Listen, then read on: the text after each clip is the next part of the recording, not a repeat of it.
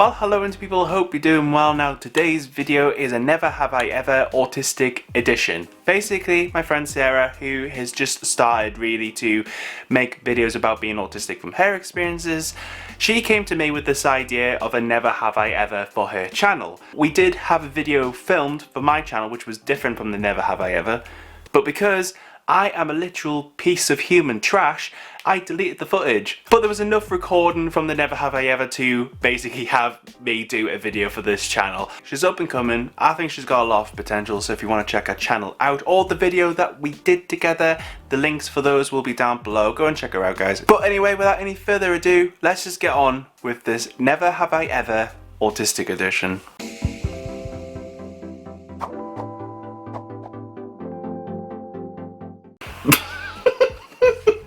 What is it?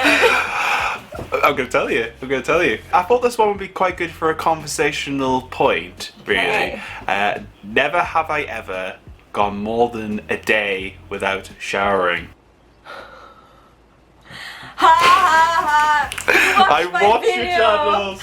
I watch your channel. I know the score. Okay, count down then. Right. 3, 2, 1. And I'm not sorry about it. No, that's the thing. That's why I wanted to include that one, because for me, I just feel disgusting if I don't have some form of cleansing of my body. It's something I just can't do. I just can't function. You know, obviously for yourself, that's completely different. That's so interesting because that's how autistic people, that's like, you can see this as an example of how the autism spectrum works, because that's two completely different answers. The one part that showers every day and the one that don't, and both of them are autistic.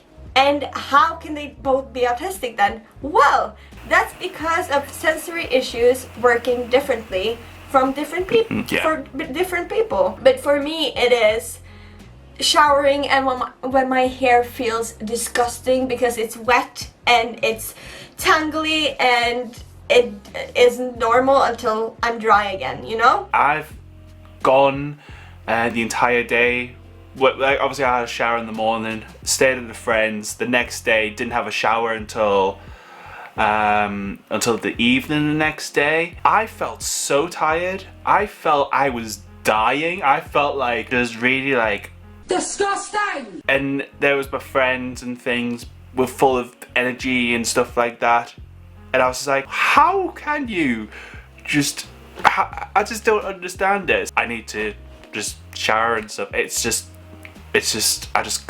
can't cope. But I think it's very good that you're saying that. So, because my video about showering was like a rant, because I was so sick of everybody telling me that, oh, you should shower every day. But I think it's very good to like listen to the autistic people that do shower every day, because that's a completely different thing than people saying, oh, but I want to feel clean and I want to feel like I'm energized. And then it's just like, yeah, but it's not because I don't want to feel energized that I don't shower. It's just different. I think that a lot of the audience that feel the same way as you now feel more represented. So thank you for leaving that in there. Yeah, I got inspired by that one, really. So thank you for making the video in the first place. You should just make videos from now just responding to every single rant I have. Never have I ever enjoyed something I hated before. 1, 2, 3. I went ice skating one time. It was the first time that I went ice skating. I went when I was really young. I hated it because I didn't have any kind of balance whatsoever. My general kind of balance in things is just terrible. And actually at that first time I ended up falling over and fracturing my arm. So I was always scared about going back on the ice. But I'm just sorry. No, I just saw just a kid in my head like skating around and being able to like actually fracture his arm from falling on ice skates. It's just like, how do you do that? To be honest, I remember just literally just fall over, having the pain, and then being like, I want to get up. That's all I remember, to be perfectly honest. Years later, my friends wanted to go ice skating because the time of day, but pretty much there was no one there and you could get in for cheaper and stuff. So I was obviously nervous about falling over and stuff, but then the more I went back, it just got so much easier. I actually started to enjoy it. Sounds good. It sounds like you overcame your fear. Before, I hated squash and I hated sushi, for example, and stuff like that. I think it has something to do with growing up, of course, and your taste buds changing. And I was so tired of only eating the same thing, so I started actually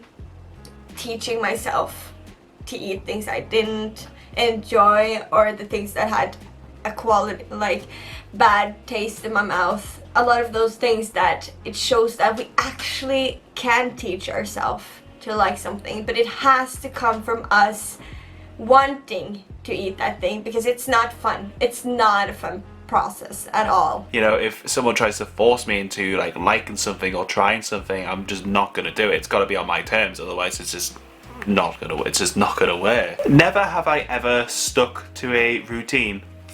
1, 2, 3. Hey!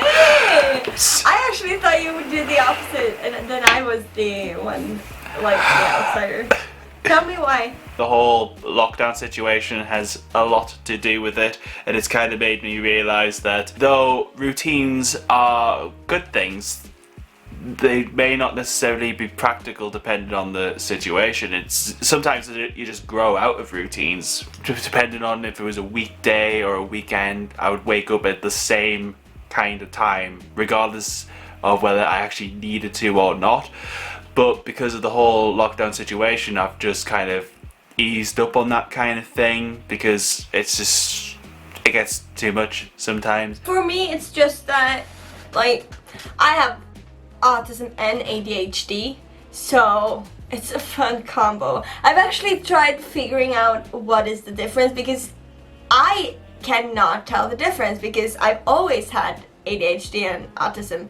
But one of the things I've seen is that a lot of people with autism and ADHD, like, they need structure, they need their routines, but they are too, like, chaotic and stuff like that to actually keep it. And that resonates very well with me.